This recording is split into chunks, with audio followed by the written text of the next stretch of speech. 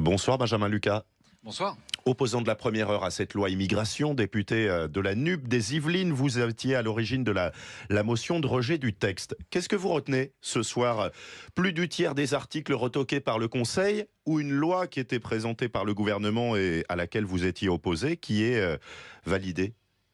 Je retiens que les sages ont fait preuve de sagesse et ils ont démontré que nous avions au gouvernement les sous-doués font la loi, puisque on a vu à la fois la promesse de progressisme portée depuis 2017 par Emmanuel Macron voler en éclats le 19 décembre quand il a confondu le texte de la loi de la République avec un tract d'extrême droite, et il y avait une promesse de professionnalisme également, et on a eu des ministres, dont le ministre de l'Intérieur, qui sont montés à la tribune en disant ce texte est inconstitutionnel et on vous demande de le voter. Tout cela n'était pas sérieux, tout ça est même grave. On ne peut pas s'asseoir sur la Constitution.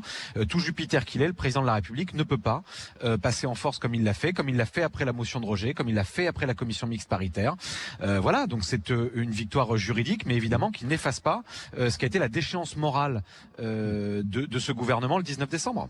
Sur le plan moral, vous le mettez en avant. Sur le plan politique, Emmanuel Macron, au final, a les articles qu'il souhaitait au départ, a réussi par ce calcul-là à faire passer la loi par le jeu parlementaire. Est-ce qu'il en sort gagnant à l'arrivée ? Non, parce qu'il a fait perdre la démocratie tout entière et personne ne peut se satisfaire de cela.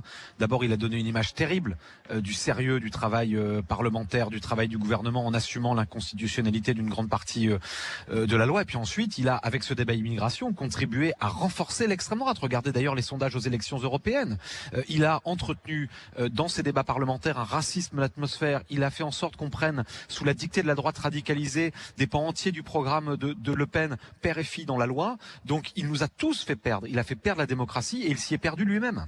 Est-ce que c'est une victoire à la Pyrrhus pour la gauche qui fait part de son soulagement ce soir alors que cette loi à laquelle l'ensemble des partis de la NUP étaient opposés est en partie validée?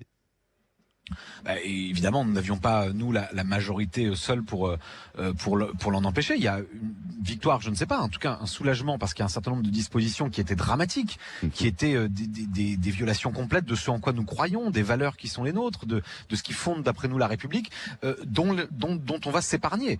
Le cautionnement pour les étudiants étrangers, les dispositions sur les prestations sociales, etc.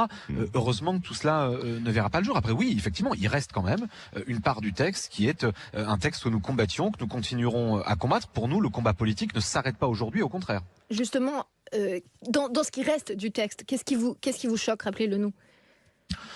Écoutez, ce texte, d'abord, par exemple, puisque je vois Monsieur Dussopt qui se réjouit sur les réseaux sociaux, on peut plus appeler à sa démission maintenant puisqu'il n'est plus là, mais qui se réjouit sur les réseaux sociaux des dispositions, dit-il, pour l'intégration. Ce qui reste à la fin sur le travail, c'est pas ce que nous voulions, c'est pas une régularisation des travailleurs sans papier qui contribuent à faire vivre notre économie. Ce sont quelques petites régularisations dans quelques secteurs en tension pour une durée expérimentale. Après, on va regarder aussi le détail de la décision du Conseil constitutionnel. Nous n'avons pas eu le temps de tout regarder dans le détail. Mais cette loi, globalement, elle ne portait pas la promesse d'équilibre entre humanité et fermeté qui était celle du gouvernement au départ, évidemment. Donc nous continuerons à combattre cette vision de l'immigration qui vise à faire des exilés des variables d'ajustement économique, qui vise à sans cesse expliquer que les problèmes de notre pays sont liés à l'immigration et qui vise finalement à valider le discours idéologique de l'extrême droite. Benjamin Lucas, député des Yvelines, merci d'avoir réagi sur France Info.